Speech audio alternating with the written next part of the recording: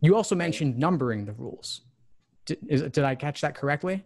Yeah, especially because like you can't write on the virtual screen. So like I always like make sure that I do my logic games on scrap paper, because on the actual test, you're not gonna be able to write on the actual like paper.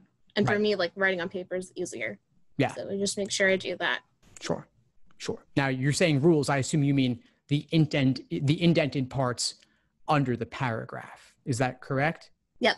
Okay. So you're missing something from there, right? Yep. What about rules that are in that initial paragraph? Sometimes there are things buried in there too, right? Yeah. I mean, usually I'm able to catch them, but sometimes not. But like this week, I like spent a lot of time like making sure I could do that.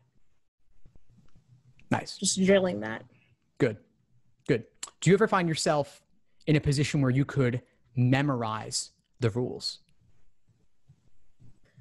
I feel like that would take too much time, and that's not necessary. Agreed. It's not necessary, and it would take a lot of time. The reason I bring this idea up is just as a concept, as a game to play with yourself. Logic games really test your short-term working memory. They push beyond those limits, which is why it's so easy to make a mistake. If you think about it, what can we hold in our heads? A decent amount, but not that much. That's why phone numbers are chunked. You have area code, then 3 numbers dash 4 more numbers. They're separated, and it's hard to memorize lots of phone numbers. That's why we live with our phones. The phone books are very useful, right, inside our cell phones. But the number 7 numbers is probably the most you could reasonably get, which is why they put those dashes there to make it a little bit more manageable. Logic games, they're pushing beyond those limits as reasonable limits as well. And obviously all of it's extremely arbitrary and random. Right. So pushes beyond those limits, but as an exercise, it might be useful to see, could you diagram all the rules and then look away and write them all down without even looking? It's possible. I mean, maybe not the first time you see a game, but the 3rd or 4th time, more reasonable. I mean, I could spit out the rules for a number of games just simply because I've done them so many times. They've actually gotten baked into my long-term memory, which is useless in most contexts, but for the LSAT, it happens to be useful. But I want you to just play with that idea, because it could be useful going through an entire game to not have to look back all the time. If at least a couple of rules were burned into your memory, that would be a useful thing to have going on. I don't know if I would trust myself with like nerves.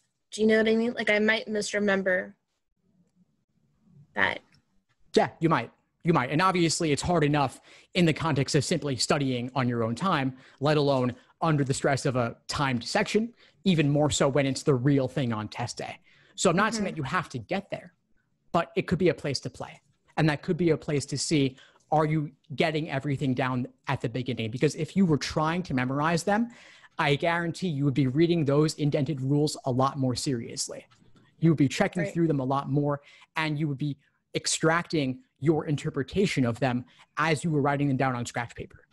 Right. So simply a place to come from. If you were trying to enter one of these crazy memory competitions, how would you go about interpreting those rules? Just a place to play. Thanks for tuning into the show. Please subscribe if you haven't done so already to be notified of new episodes as I release them. And feel free to reach out if you need anything at all as you move forward with your prep. I'm happy to help however I can. In the meantime, I'll wish you all the best and take care.